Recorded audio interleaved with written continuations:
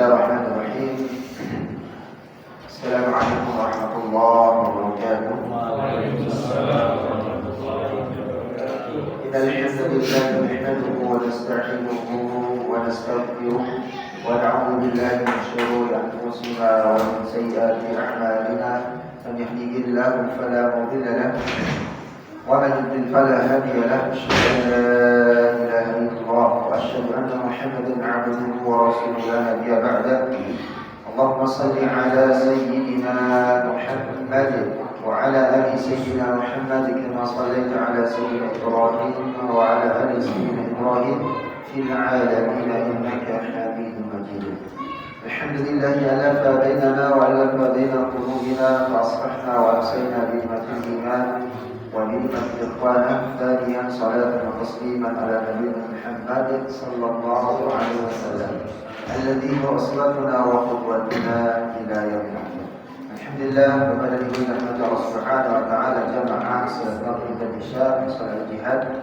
Allah Subhanahu wa taala memberikan kesempatan kepada setiap harinya untuk bisa kita menunaikan salah satu kewajiban kita, salat maghrib berjamaah, dan semoga dari rangkaian ibadah kita di hari ini, di hari sebelumnya, di pekan sebelumnya dan di bulan sebelumnya, dari tahun-tahunnya, Allah Subhanahu wa taala jadikan sebagai rangkaian ibadah yang senantiasa diterima di sisi Allah Subhanahu wa taala, yang menjadi ibadah itu penguat dan pemberat timbangan amal ibadah kita nanti di hadapan Allah Subhanahu wa taala.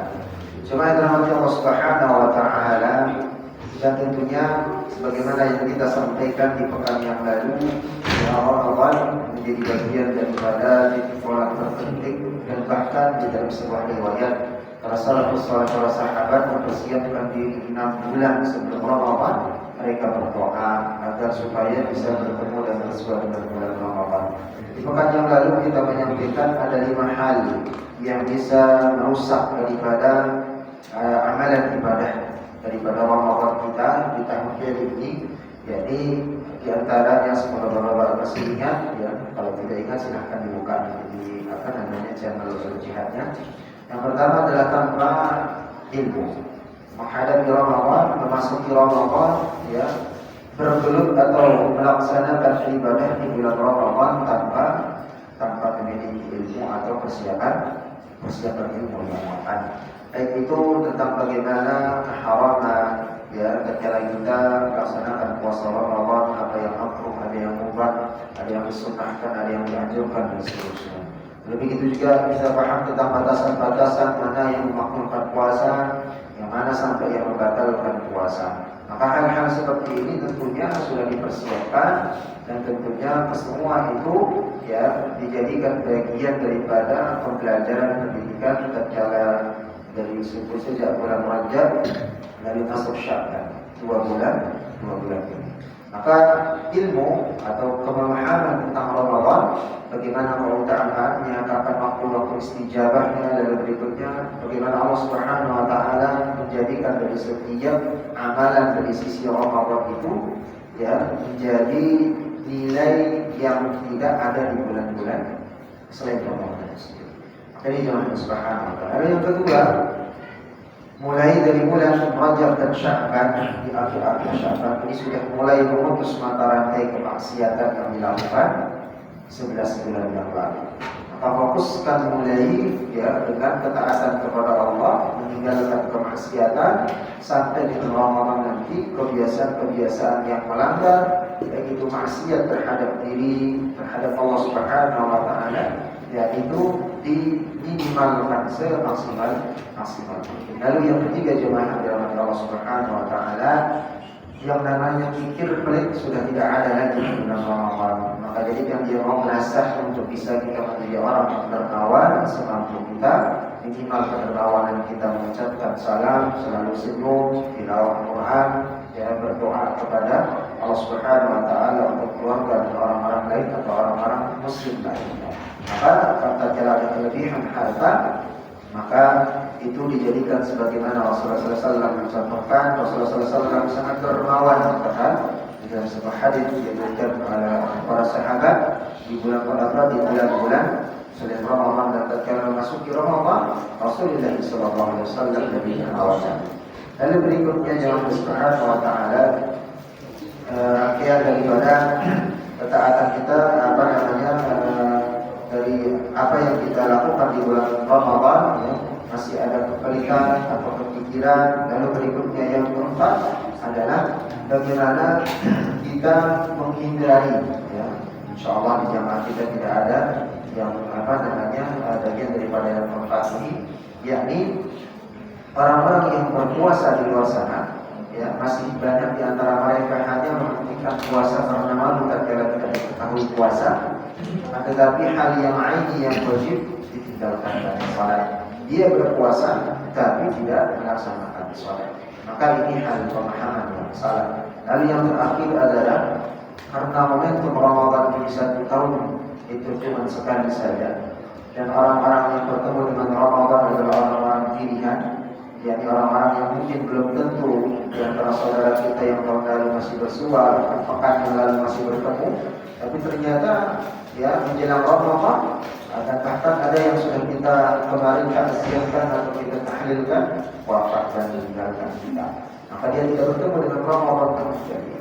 Maka kita yang hidup masih diberikan kesempatan oleh Allah, maksimalkan Ramadan itu dengan baik dengan cara salah satunya jangan sampai merusak pahala Ramadan kita dengan ya mempercepat ibadah. Karena Rasulullah SAW yang melarang daripada salat yang berburu. Maka usahakan kalau memang bisa ya, selesai dari tarawih di musalla ini atau dimanapun kita berada, lanjutkan dengan tilawah terus supaya bisa mendapatkan target satu hari 1 juz atau lebih dari satu juznya, supaya nanti bisa mengkondisikan daripada bisa khatam 1, 2, 3 kali dan seterusnya. Maka menjadi penasihat bagi diri pribadi, karena awal-awal itu biasanya lagi semangat-semangat. Ya, kalau bisa sehari 5 juz, alhamdulillah. Maka selesaikan dia langsung dalam jangka waktu 6 hari. Satu pekan sudah lagi kencang-kencangnya kalau mungkin dari pulsa yang internet gitu ya. Itu lagi kencang-kencangnya. Kalau bisa sehari 5 juz, berarti setiap sholat selesai sholat 1 juz, 6 hari kelar dapat khatam 1 kali. Ya, berarti kita mempunyai kesempatan juga pekan lagi. Itu masa tidak mungkin 3 pekan itu 1 kali khatam lagi ya, bisa 2 kali. Atau ditargetkan lagi menjadi 3 kali khatam. Ya. Sebenarnya untuk khatam itu tidak sulit. Ya. Maka jadikan Ramadan kalau cuma khatam sekali ya tidak ada bedanya, mohon maaf, dengan bulan-bulan yang lain. Maka spesialkan dia di Ramadan ini, ya jadikan sebagai tempat kita menengadah kepada Allah berdoa. Maka ini yang insya Allah kita sampaikan memaksimalkan yang disampaikan di depan yang lalu. Maka Ramadan ini terbanyak diantaranya adalah beristighfar kepada Allah Subhanahu wa taala mulai dari akhir Sya'ban. Maka minta taubat kepada Allah, minta ampun kepada Allah Subhanahu wa taala sebanyak mungkin supaya nanti sebagaimana yang kita sampaikan di depan lalu, salah satu tanda kata Imam Ibnu Katsir menafsirkan surat Al-Lail tentang bagaimana seseorang itu istijabah doa dan semua amal ibadah di Ramadan. Ya, dia mengatakan bukankah setiap amalan kebaikan Allah akan membalasnya dengan kebaikan. Dan begitu juga alhamdulillah setiap perbuatan kejelekan dan dosa akan dibalas juga dengan kejelekan dan dosa atau dosa. Maka itu juga salah satu tanda kata Imam Ibnu Katsir tafsir dari surat Al-Lail, tanda-tanda ibadah Ramadan seseorang itu ya diterima oleh Allah Subhanahu wa taala. Tatkala Ramadan selesai, ada masalah dan seterusnya atau timbul masalah, dipermudah oleh Allah untuk menyelesaikan. Maka dia lebih lapang, lebih tenang, lebih ringan dan seterusnya. Maka setiap ada permasalahan duniawi, begitu juga dengan batiniahnya terkait dengan ibadah kepada Allah, itu selesai selepas Ramadan itu menjadi ringan. Akan tetapi alhamdulillah tatkala selesai Ramadan justru masalah itu semakin bertambah, dan atau masalah yang kemarin tidak selesai. Dan justru semakin stres, semakin tidak terbuka dan seterusnya. Maka ini adalah salah satu tanda ibadah Ramadan. Alhamdulillah kita diterima oleh Allah Subhanahu wa taala. Maka pertama yang harus kita persiapkan setelah berilmu, memahami tadi, dan berikutnya meninggalkan maksiat, dan berikutnya menjadi orang yang dermawan, dan berikutnya yang keempat ya senantiasa menjaga salat yang 5 waktu, dan berikutnya memperbanyak tilawah Quran yang menghidupkan malam-malam bulan Ramadannya, yakni menjaga ikhlasan.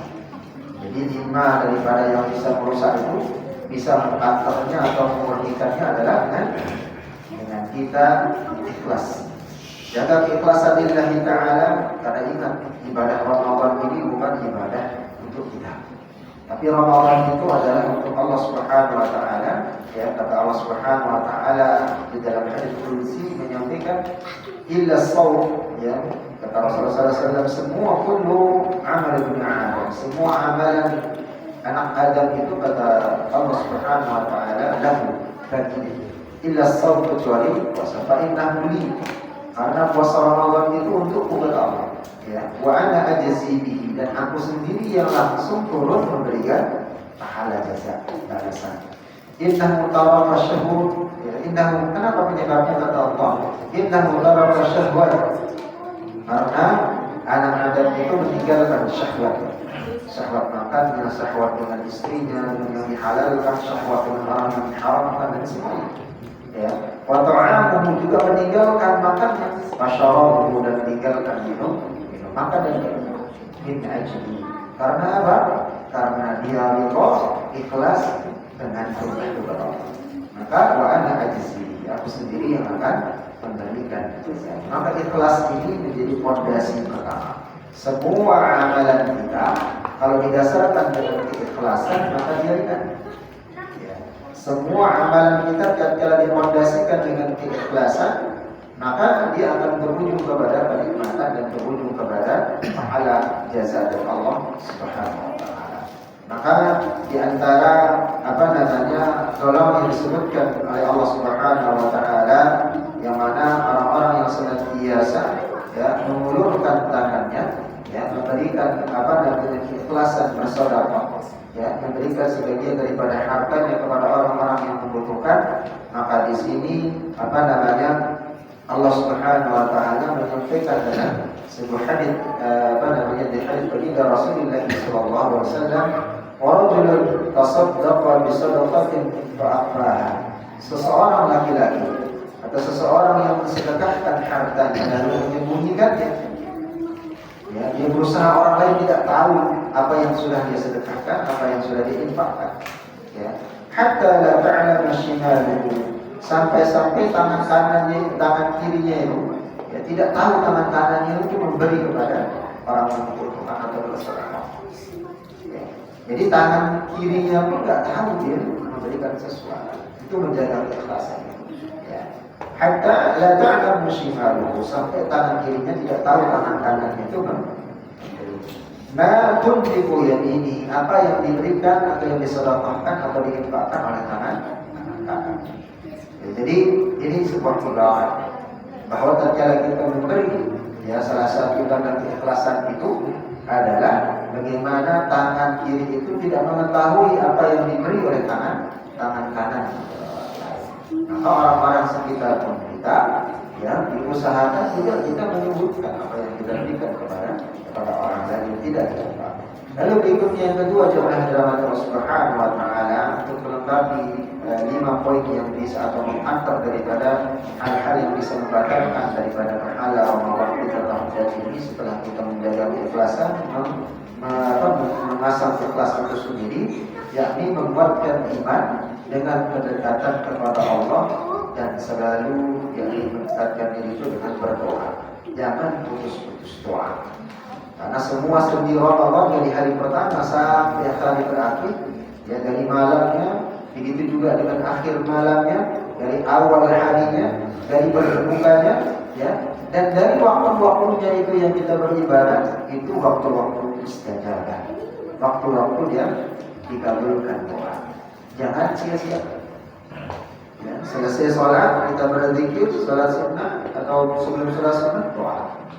Ya, tatkala azan dikumandangkan, ya kita sholat sunnah qabliyah, atau kita sholat sunnah daripada wudu lalu ba'da qabliyah, Lalu berikutnya akan menjelang menunggu daripada muadzin iqamah, maka itu waktu istirahat, berdoa di sana. Waktu terutama sebelum subuh.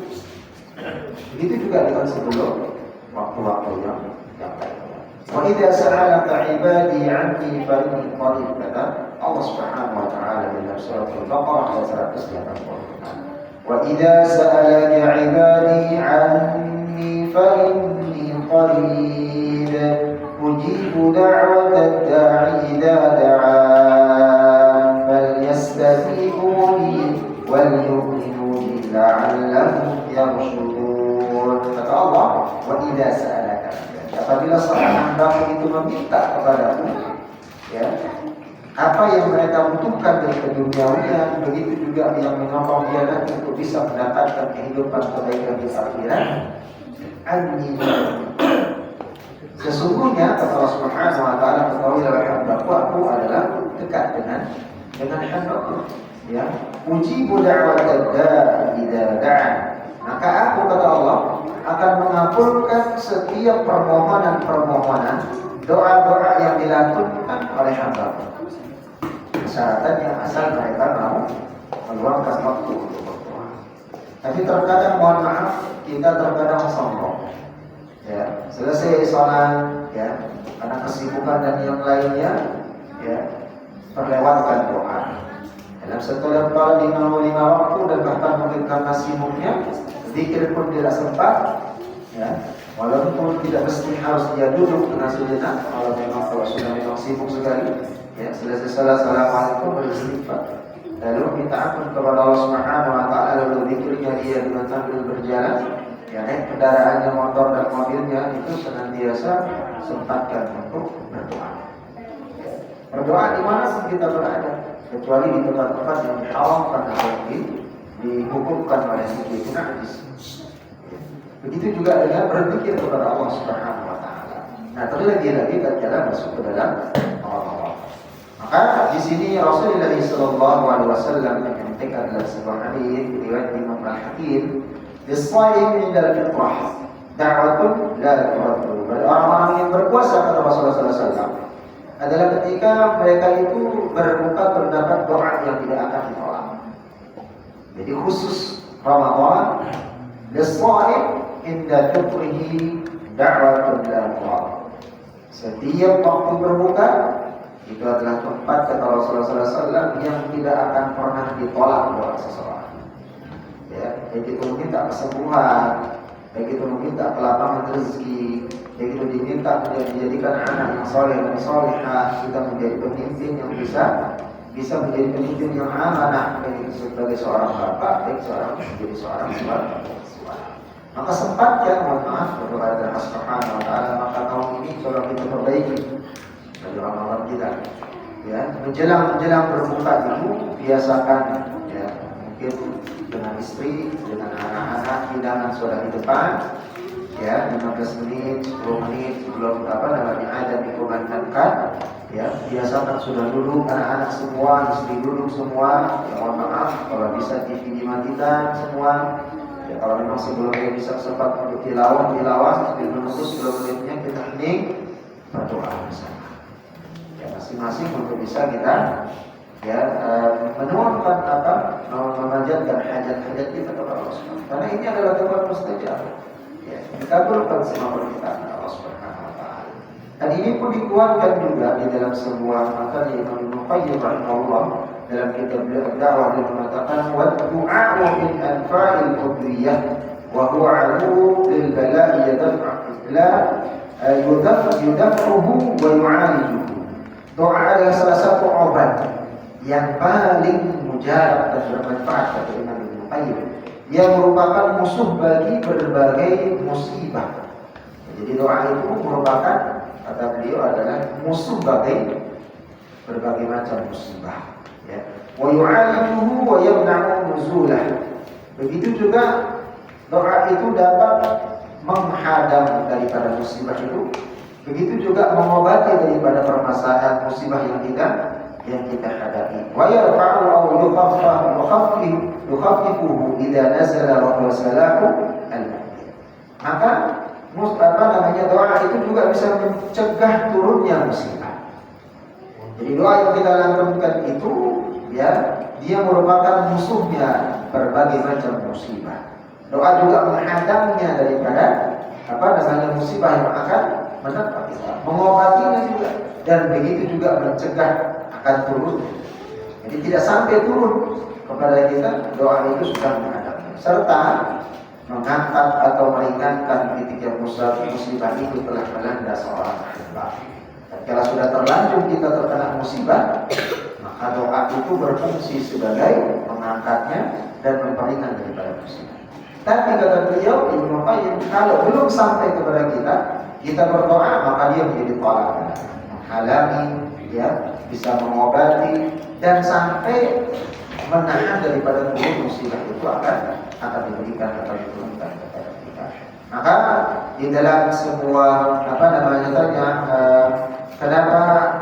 hal yang diriwayatkan Imam Hakim, diriwayatkan oleh Al-Hakim dalam kitab Sahih beliau, Ali bin Abi Thalib meriwayatkan sebuah hadis Rasulullah SAW menyampaikan doa silahul mu'min.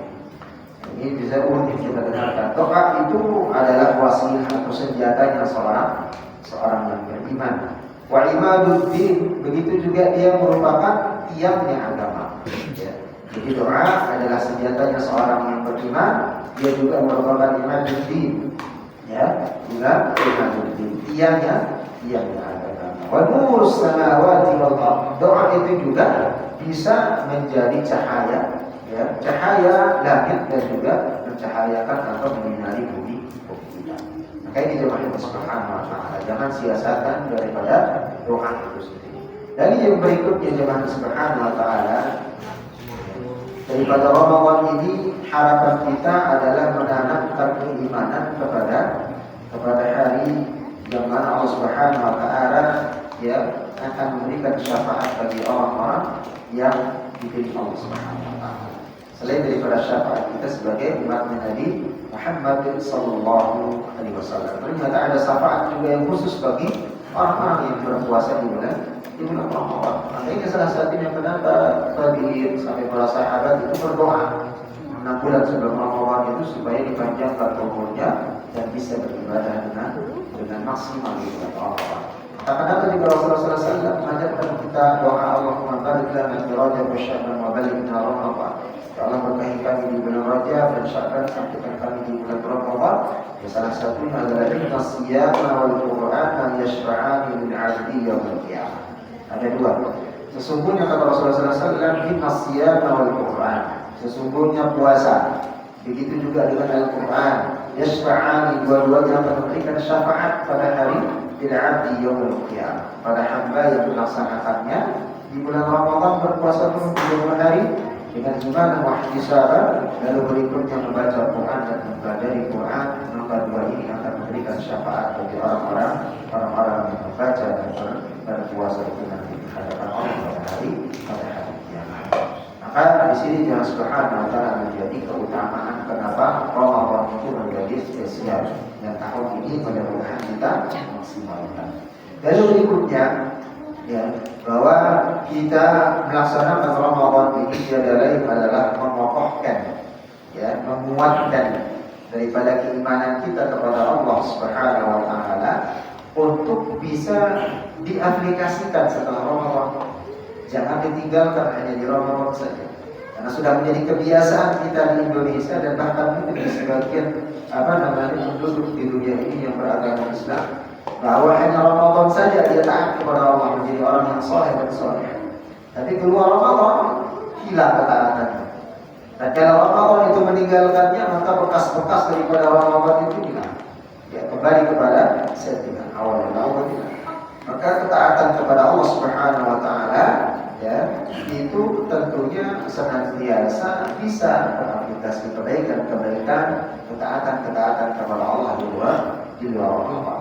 Lalu yang terakhir jemaah Subhanahu wa ta'ala, jadi bagaimana ya melatih keimanan kita, mengharapkan ampunan kepada Allah Subhanahu wa ta'ala, menjadikan Ramadan itu sebagai madrasah, menjadi madrasah pendidikan, ya, untuk bisa ya menjadikan setiap sisi-sisi dari waktu Ramadan yang dilewatkan, yaitu untuk bisa menjadi pembelajaran, untuk bisa menjadi kebiasaan supaya nanti di luar Ramadan itu ya bisa menjadikan setiap amalan-amalan ibadah itu menjadi ringan. Ya. Maka di sini pentingnya hal yang kita sampaikan kemarin pekan yang lalu, ya ada 5 doa-doa yang sudah saya juga share dulu, ya itu dihafalkan, doa-doa yang kita panjatkan ya selama Ramadan ini yang penting. Maka di sini di dalam malam-malam terakhir Ramadan, ya begitu juga di setiap malamnya, ya berdoa kepada Allah Subhanahu wa taala, di antaranya adalah 10 terakhir. Allahumma innaka 'afuwun tuhibbul 'afwa fa'fu 'anni. Allahumma innaka 'afuwun tuhibbul 'afwa fa'fu 'anni. Ya Allah, sesungguhnya Engkau Maha Pengampun, ya Allah, maafkanlah aku, maafkanlah. Ya, fa'fu 'anni. Ya, maka ini bagian daripada doa yang kita lakukan. Begitu juga di dalam di dalam doa yang lain, atau disebutkan di dalam kalimat afu, ya, atau kalimat kita meminta ampun dan maaf kepada Allah Subhanahu wa taala, mengandung fal-'afwu tarku mahbub, ya, tarkul mahbub. Maka al-'afwu atau pemaafan dari Allah itu adalah sekedar meninggalkan tuntunan, ya, wal maghfiratu ihsanu afdal wujud. Maka maknanya adalah afu itu adalah sekedar meninggalkan tuntunan, ya, atau murni melepaskan daripada sendi dosa, kesalahan, kekhilafan semuanya, ya. Sedangkan maghfirah adalah kebaikan, karunia dan kemurahan Allah Subhanahu wa taala. Maka ya kalimat tadi sempurna, ya, Allahumma innaka 'afuwun tuhibbul 'afwa fa'fu 'anni. Allahumma ighfirli wa li walidayya warhamhuma kama rabbayani shaghira. Allahumma ighfirli li kulli dhunubi wa sayyi'ati, dan seterusnya. Kita minta ampun kepada Allah Subhanahu wa taala.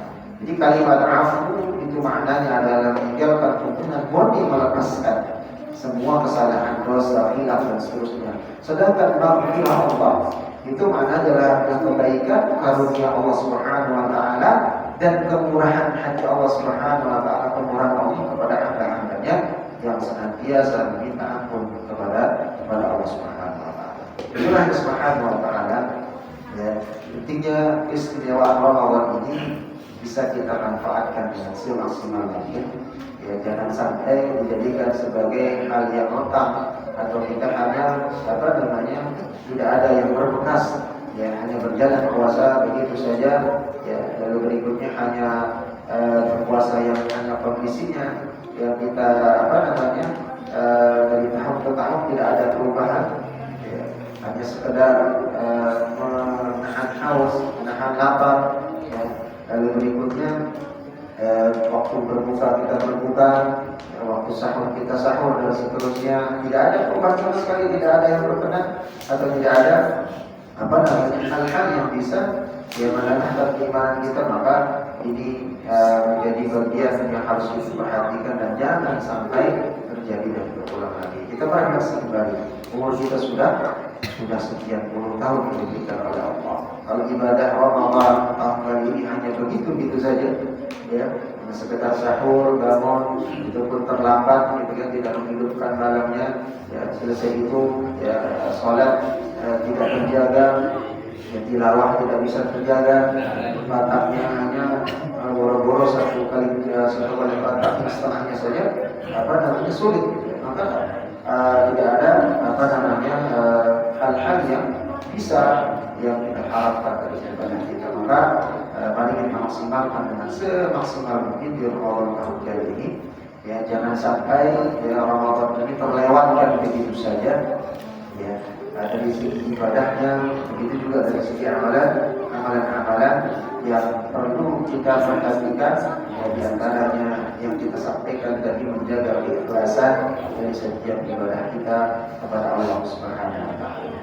Jemaah yang dirahmati Allah Subhanahu wa taala, yang menjadi tentunya dari setiap bulan atau momentum khususnya Ramadan ini, ya, ada waktu istijabah ada waktu yang paling utama, ada di mana Allah Subhanahu wa taala menurunkan Al-Qur'an, ya, yang mana malam-malam itu disebut sebagai malam-malam Lailatul Qadar atau malam yang mana yang dimuliakan oleh Allah Subhanahu wa taala. Maka di sini jangan sampai juga terlewatkan, baik itu dari segi muamalahnya, dari segi infak sedekahnya, dari segi menjaga keikhlasan, dari segi kita menghidupkan daripada malam-malamnya. Maka Allah Subhanahu wa taala, semoga Allah Subhanahu wa taala memberikan kemudahan kita, ya, untuk bisa melaksanakan ibadah Ramadan ini. Dan salah satu doa yang diajarkan oleh Nabi Rasulullah Sallallahu Alaihi Wasallam dan begitu juga dilanjutkan atau didoakan atau minta dan dimohonkan oleh para sahabat, begitu juga kepada tabi'in, ya, generasi setelahnya, yakni tiada lain adalah dimudahkan ya Allah mudahkan aku untuk bisa melaksanakan ibadah Ramadan tahun ini.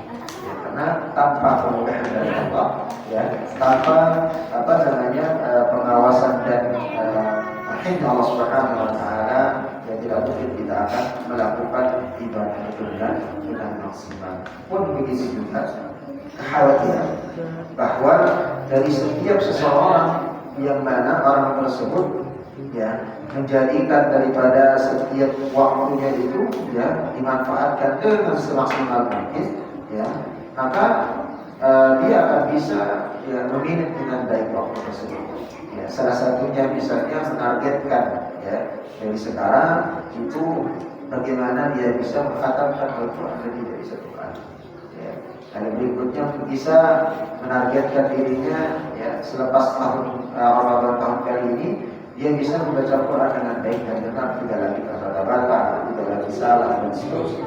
Ya, begitu juga dengan target-target yang lainnya. Maka di sini Allah Subhanahu wa taala yang melalui majelis ini, ya, khususnya saya pribadi, ya, kembali lagi meminta maaf kepada Bapak dan Ibu, ya, bahwa sebelum memasuki Ramadan, sebagaimana kemarin yang kita sampaikan dalam sebuah hadis, ya, jadi setiap ada momentum hari, ada bulan yang disebutkan oleh Rasulullah SAW, itu ada keberkahan, ada hal-hal yang memang tersembunyi yang mana Allah Subhanahu wa taala menjadikan bulan tersebut menjadi utama. Di antaranya malam nisfu Sya'ban yang kita sampaikan kemarin, ada hadis yang memang sahih, Allah Subhanahu wa taala turun, ya, ke langit dunia dan memberikan ampunan pemaafan kepada seluruh hamba kecuali dua orang. Ya, kecuali dua orang. Siapa dua orang ini? Masih ada ini. Yang pertama orang yang syirik, ya, yang bersekutukan Allah itu tidak dimaafkan di malam nisfu Sya'ban. Lalu berikutnya yang kedua adalah orang yang tidak sempat meminta maaf atau memaafkan saudaranya yang berpisah, ya, suami istri, saudara, tetangga dan seterusnya. Tapi tatkala kita misalnya pernah berpikir memaafkan dia, walaupun dia misalnya tidak ini, itu kalau dia tidak memaafkan itu urusannya itu. Nah, kita yang memaafkan, maka kita termasuk orang yang diampunkan segala dosanya oleh Allah Subhanahu wa taala di bulan Sya'ban, terutama di malam pertengahan bulan Sya'ban tersebut. Maka ini adalah sebuah fadilah atau keutamaan yang diberikan oleh Allah Subhanahu wa taala. Maka mari kita sama-sama meraup daripada keutamaan tersebut, meminta maaf, ya, dan begitu juga apabila ada khilaf, ada salah, ada hal-hal yang misalnya yang tidak berkenan, baik yang disengaja ataupun tidak, maka saling memaafkan, memberikan maaf, ya, itu adalah hal yang sangat diutamakan dan yang dianjurkan di dalam Islam. Orang-orang yang bisa memberikan maaf atas kesalahan walaupun dia salah atau mungkin dia benar, ya, dalam pemaafan itu atau dalam pertikaian tersebut berjiwa besar bisa memaafkan, maka itu menjadi orang yang luar biasa di sisi baginda Rasulullah Sallallahu Alaihi Wasallam. Wallahu a'lam. Jika ada pertanyaan, gimana Subhanahu wa taala?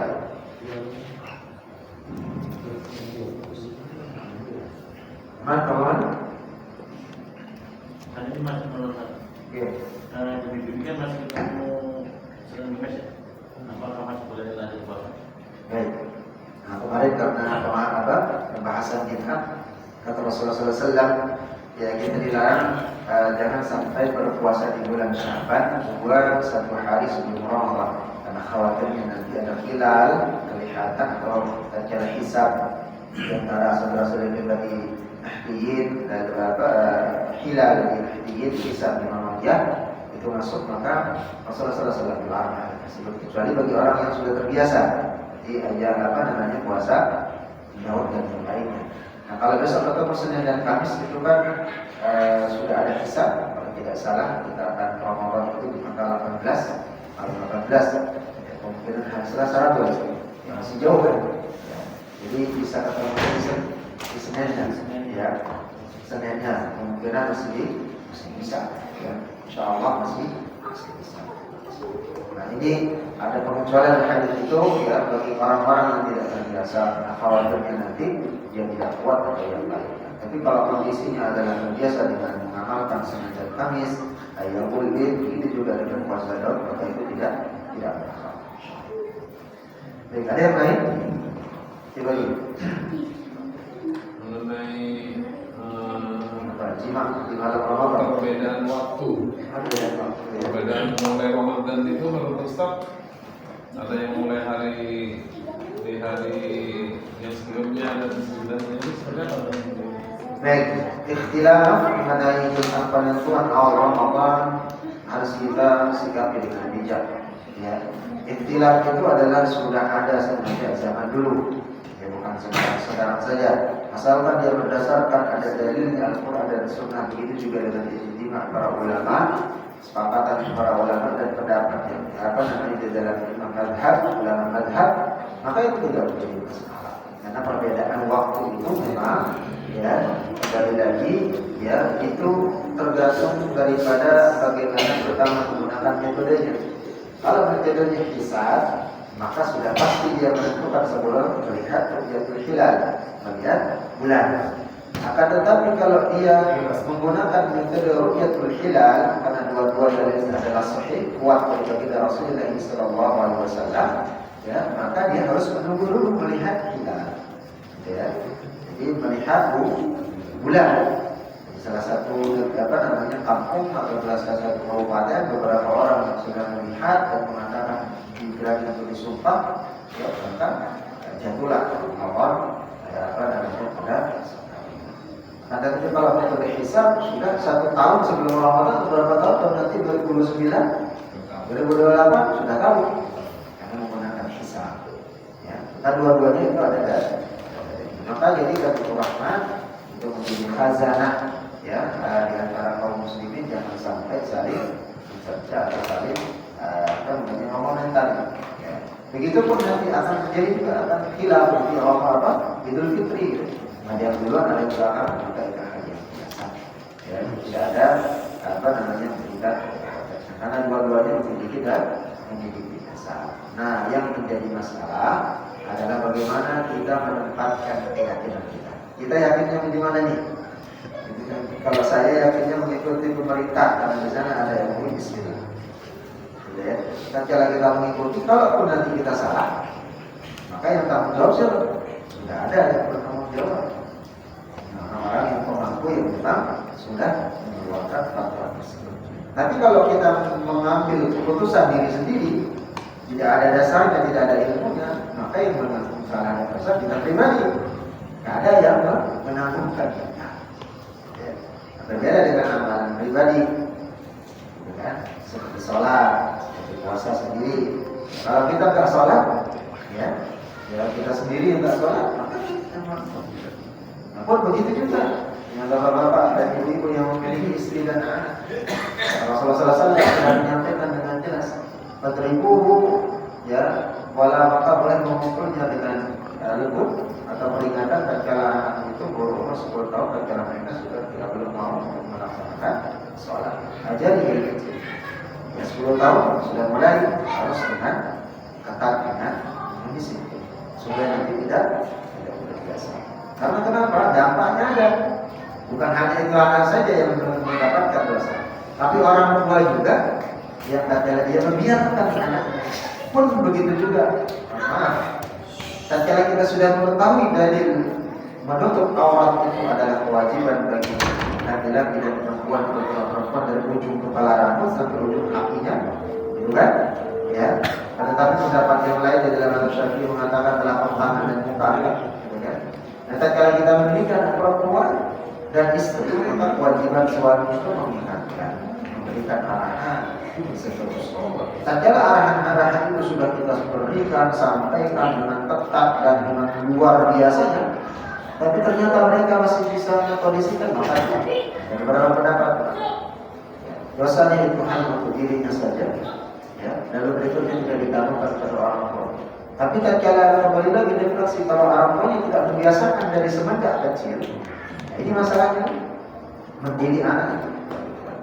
Maka pendidikan anak itu kan bukan hanya sekedar tatkala dia balik, tapi tatkala dia umur 7 bulan atau tatkala umur 40 hari sudah mulai dikatakan hamil, sudah ditiupkan roh, ya, di masa 4 bulan. Maka kenapa, mohon maaf, sebenarnya ya salah satu ada 7 bulanan kita teman-teman Jawa itu, karena memang di 7 bulan itu waktu sekali bayi itu sudah bisa mendengar, merasa. Maka di sanalah sering diajak ngobrol oleh bapaknya supaya nanti tatkala lahir, oh langsung bereskan ini orang yang dulu tatkala saya masih di perut ibu atau di kandungan ibu, ini suaranya yang saya bisa dengar. Maka tahulah itu dia bapaknya. Maka yang paling bagus itu dibacakan Quran, dibacakan doa dan seterusnya. Maka ini maka pendidikan semenjak di dalam kandungan itu kan lahir dia mulai dibiasakan dengan apa? Jadi kalau anak-anak sudah lahir umur dari 0 tahun sampai dengan kelas 1 SD, 2 SD, 3 sampai 4 lah, karena laki-laki belum balik, itu tidak, mereka itu tidak akan apa namanya respect dengan kita marah-marah dengan kuat, tapi dia pinginnya real.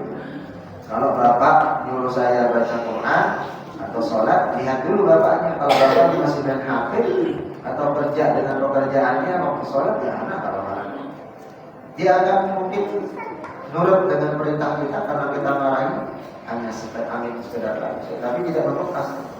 Tapi kalau kita tilawah, sholat, kita sudah rapi juga pakai peci, sarung, tidak wudhu, tinggal berangkat, nggak usah mukul-mukul, nggak usah membaca-baca, mereka pasti jalan. Sama dengan tilawah Quran. Kita sedang tilawah Quran, membiasakan tiap hari dengerin anak melihat, mendengar istri melihat, mendengar. Ya, ikhtiram pasti akan tahu. Merasa malu ya, merasa tidak nyaman. Fitrahnya seperti itu. Maka tatkala kita ingin menasihati, mengarahi, kita merefleksi diri kita. Ya, kembalikan kepada diri kita, karena kita sebagai bapak, maka anak-anak akan melihat, ya, dia mendengar, melihat dan seterusnya. Ini yang penting ya. Jadi itu tadi tentang perbedaan waktu, ya, jangan dipermasalahkan. Hal itu ikhtilaf itu sudah ada sejak zaman dahulu dan dijadikan sebagai rahmat, sebagai khazanah di dalam kita beramal. Baik, ada yang lain? Ya Ustaz. Ya baik. Mengenai amalan biasa di bulan Ramadan kita suka hataman. Nah, kalau sebelum Ramadan di Syaban kita berjalan nih. Apa 3-4 juz gitu ya? Nah, di Ramadan berlanjut atau kita lagi? Ya ahsannya, ya memang tadi kalau kita memang mau menyelesaikan, ternyata bulan Syaban dapatnya 5 juz nih, engkau mau diulang lagi. Ketemu Ramadan, kabut aja dulu 1 minggu selesaikan, gitu kan? Atau sebelum 1 minggu, 15 apa namanya 25 juz, gitu. Supaya nanti startnya di pekan pertama bisa dilanjutkan saja tilawah, ya, dilanjutkan karena dua-duanya akan mendapatkan tetap hataman kita. Tapi kalau memang misalnya mengikhlaskan, mau mustarnya punya target misalnya di hari pertama, ya hari ini saya usahakan dapat 5 juz, di hari kedua sudah mulai agak kuat pada gitu kan, sudah mulai berpuasa ketiga, bisa hari pertama kan masih beda, ya hari kedua, ketiga, keempat ini ada strong lagi. Kalau kita nggak biasa puasa sunnah, ya, nah, targetkan sudah sehari bisa apa namanya 10 juz. Berarti setiap sholat itu 2 juz, sebelum sholat 1 juz, setelah sholat 2 juz. Kalaupun memang tidak bisa, waduh, ini kayaknya lemes banget nih, siangnya udah letih, lapar, awal seterusnya, ada malam, gitu kan?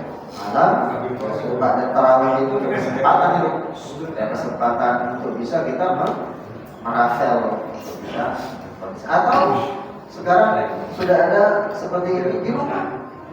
Ya, korbankan sedikit harta, ya, beli mushaf yang besar, mulai misalnya terawih ini misalnya di Al-Jihad 11 rakaat, saya ingin nambah supaya jadi 23 rakaat di rumah, lanjutkan misalnya 1 juz, ya, selesai atau 2 juz dalam apa namanya sisanya gitu ya, sambil baca, nggak jadi masalah. Tapi kalau mendingan juga hafid juga sambil dipegang begini dengan mushaf, nggak jadi masalah. Ya.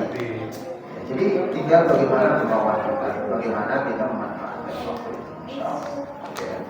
Kalau memang misalnya kayaknya lagi futur nih, kayaknya lagi ada lemes-lemes nih mau tilawah, tinggal buka hafid, mana juz yang terakhir misalnya kita ini dengarin berapa juz yang kita dengarkan sebagai mustami' pendengaran terus. Jadi itu bisa lebih. Jadi ada perbilan tadi, ya, kalau mau dilanjutkan tafadhol, mau diulang staf ini tapi dengan insyaallah itu bisa. Baik, ada lagi? Kalau menurut Ustaz berarti yang lebih kuat dia dalilnya hisab atau hilal? Dua-duanya. Dua-duanya kuat. Kalau pasal kita jangan. Ya? Ustaz kita jangan. Kalau saya dua-duanya kuat ya. Kalau pemerintah menggunakan hilal, nah tinggal banyak menggunakan hisab. Kalau misalnya lebaran puasanya duluan, kita puasa di belakangan. Dalilnya dipakai gimana tuh? Iya, makanya jadi kalau ada saudara kita yang belum kita bahas, ya, jadi masalahnya apa? Nah sekarang begini, kalau bapak wah, ini saya inginnya puasanya belakangan, nanti orang apa, Idul Fitrinya duluan. Kalau bapak yakin dengan itu dan ada dalil yang memang menetapkan hujah seperti itu, ya dari mana? Oh bapak silakan. Tapi kalau ragu-ragu jangan.